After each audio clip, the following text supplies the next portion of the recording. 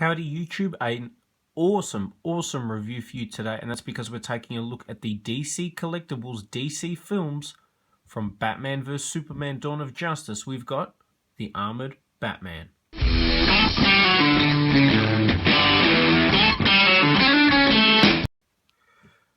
Talk about a cool looking figure. This one by far is one of the nicest looking figures I have ever seen. I'll also bring in this guy, and that is, of course, the Henry Cavill Superman. I will review him as well because that's another cool-looking figure. A lot of things with this are different to the standard way DC Collectibles have been doing their figures in the past. We've got some different types of articulation on this guy. We've got a soft cloth cape as opposed to the plastic. A ton of accessories. Visually, he looks very impressive. He looks outstanding. Lots of great detail. I'm very keen to get this guy opened up and out of packaging. Taking a look at the back, other figures in the set. I'm really keen to see what else we're going to get. I know we are getting a, it's not an evil Batman, but like the post-apocalyptic Batman from the movie as well, and I'm very keen to get that. Suicide Squad, I'd love some figures from that movie as well. So with that, let's get Armored Batman opened up. And here we have Armored Batman opened up and out of packaging. Straight off the bat, I can tell you he has, much like the movie, a lot of awesome things, but also a few fundamental flaws, and we'll get into that. Visually, the figure is outstanding. They absolutely nailed the design. It's probably the most realistic looking Batman figure I have. They definitely nailed the movie appearance. I'll bring it forward so you guys can take a look at the face. I mean, it's hard to sort of mess up the face, admittedly, when he's wearing such a big helmet, but it does definitely look like Batman. I really loved the suit of armor. I thought it was great. I read, obviously, the Dark Knight Returns comics. I was a huge fan of those. There's one, part 3 at the moment, that is a fantastic read as well. But the figure itself is just awesome. I mean, there's lots of great detailing, lots of great paint work. You can see the original bat suit underneath.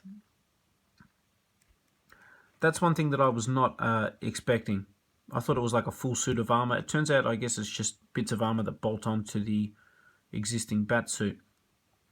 But it's great to have it in figure form. On the back, you can see, I guess the armor's a lot more exposed on the back. I really loved Ben Affleck as Batman. Personally, he's my favourite Batman of all time, and I thought he just played the part perfectly. He did such a good job. Batman was a machine, like is literally as well, in the movie.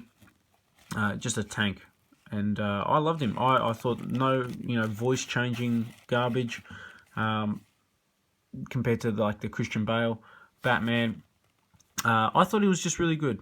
He honestly played the part perfectly, and this figure is outstanding. If you're a Batman fan in the slightest, you need to find this guy and pick him up because he is a pretty epic figure. In terms of articulation, ball-jointed head, ball-jointed arms. You have no articulation restriction because of the movement in the shoulder pads, which is a great feature. You have a double bend in the elbow. You also have a swivel in the muscle there. So ball jointed shoulders, swivel in the bicep, double bend in the elbow, ball jointed wrists, ball jointed waist, nothing in the torso just because you've got the upper articulation instead, and we'll get to the action feature in a minute. He's got the DC legs, which are, I guess, ball jointed legs. Now, this guy, because he's big and bulky, he hides it well. Some people hate this joint just because of the way it looks, and with some of their other figures, it has looked pretty bad, to be honest, but this one is the exception. It does look great. He has, let me see, nothing in the thigh or anything like that, but he has a double bend in the knee, and they actually feel like ball joints, to be honest with you, and then ball jointed ankles. So a ton of movement, ton of articulation. The detail, I can't get over how awesome he looks. Like, there's a nice weathered look to the metal. Hopefully you can see even on the side there. And taking a look at the back, I guess with the cape up.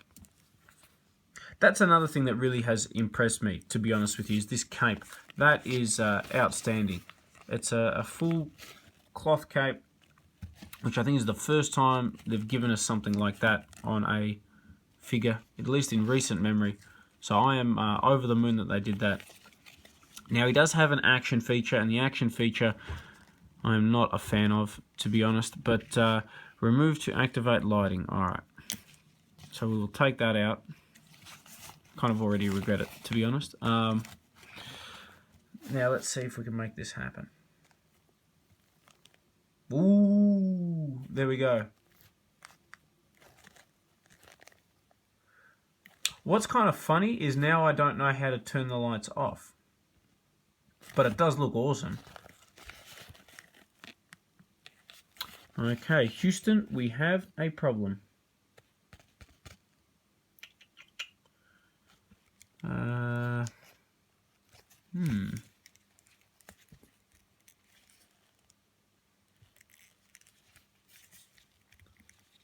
Aha, okay, cool. So, I guess by pulling the ribbon, you turn the lights off. So, that's pretty cool. Visually, hopefully you saw when the lights were on, the figure looked fantastic.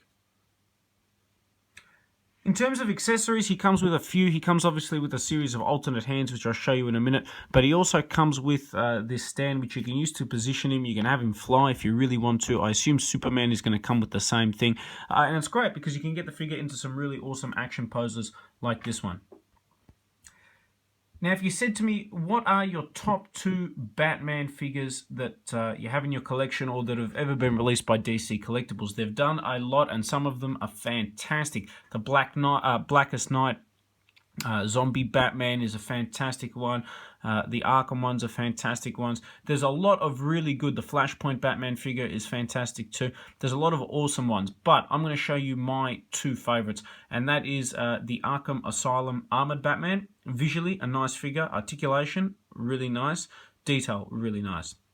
Then you have the Arkham Knight figure, which is a step up in terms of detail. Looks great. Articulation's great. Scaling, I thought, was really good as well. Good accessories, good detail, everything. This Batman vs Superman Batman completely destroys those other 2. I think it is the best Batman figure ever released. The only thing I don't like is the action feature, which I can see over the years, the battery corroding and then stuffing up the figure. Apart from that, though, it is outstanding. You get some cool accessories like his gun and alternate hands.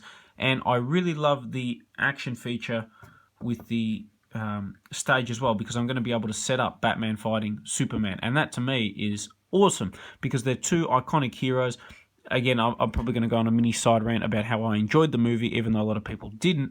The extended version was a lot better than the normal one, I will say that. I wish they didn't cut a lot of stuff out. And I wish movies these days told complete stories on their own rather than trying to set up all this other stuff. That I did not like. He made a great appearance in Suicide Squad. He's only in it for a short bit, but man, Ben Affleck is an awesome Batman. And this is an awesome figure. If you are a Batman fan, as I said before, you need to find this guy. You need to get him because he is an epic figure, and I think the favorite in my collection. So I hope you guys have enjoyed this review on the DC Collectibles from the DC Films line, Batman vs Superman Dawn of Justice, Armored Batman.